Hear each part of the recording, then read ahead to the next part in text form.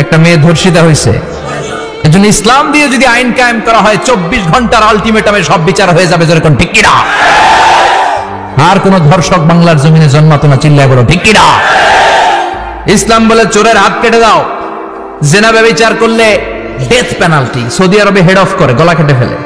বাংলাদেশেও যদি এটা করা যেত, খবর হয়ে যেত।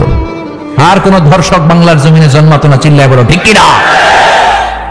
চুরি করলে হাত কাটো, কথাটা কার?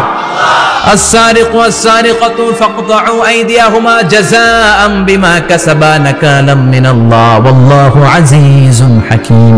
If anyone steal something very precious from the society, the government should cut down his right hand. দামি কিছু চুরি করলে এটা সাক্ষীর দ্বারা সাব্যস্ত হলে গভর্নমেন্টের উচিত তার ডান হাতটা এক কোপ মেরে কেটে দেয়া। কার কথা? বনু মাখজুমিয়া গোত্রের এক মেয়ে মদিনাতে চুরিতে ধরা পড়লো। অনেক বড় ফ্যামিলির, ডিগনিফাইড শিল্পপতির মেয়ে। সাহাবারা বলল, এই মেয়ের হাত যদি বিশ্বনবী মদিনায় কেটে দেয়, মদিনাতে তো মারামারি লেগে যাবে। কে বলবে বিশ্বনবীর কাছে যে সুপারিশ করার ক্ষমতা কারো নাই? বিশ্বনবীর পালক পুত্র ওসামা বিন যায়েদ, যায়েদ ইবনে হারেসা, তার ছেলে ওসামা পালক পুত্রের ছেলে, তাকে বিশ্বনবী বড্ড ভালোবাসতো। তার উপাধি হলো হুব্বু রাসূলিল্লাহ, বিশ্বনবীর ভালোবাসা। সবাই বলল, ওসামা আমরা যে বলতে পারবো না, তুই যে নবীরে সুপারিশ কর। ও নবী, যদিও চুরি করেছে মেয়েটা, সাব্যস্ত হয়েছে, কিন্তু আপনি মাফ করে দেন, হাত কেটে দিয়েন না। ওসামা যে বলে, নবী হাত কেটে দিয়েন না। বিশ্বনবীর চেহারাটা আগুনের গোলার মতো লাল হয়ে গেল। বিশ্বনবী বললেন, ওসামা এটা আল্লাহর আইন, সুপারিশ করার সাহস তোর বুকের ভিতরে দিল কে? কে দিয়েছে স্পর্ধা?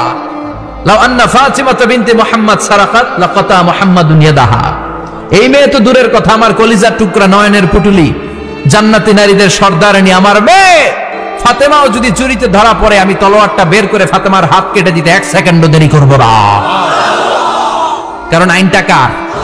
চিল্লায় বলেন কার? এজন্য বাংলাদেশের চুরি চামারি আছে না নাই? হাজার হাজার কোটি টাকা উধাও হয়ে যায়, আছে না নাই? যারাই চুরি করবে হাত কেটে দেয়া হবে।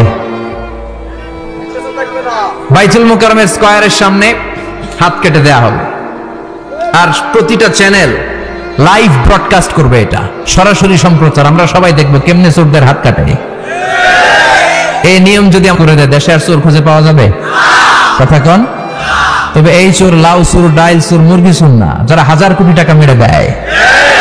এক সিগনেচারে দেশের 10,000 কোটি টাকা নাই, চিল্লায় বলো ঠিক কিনা?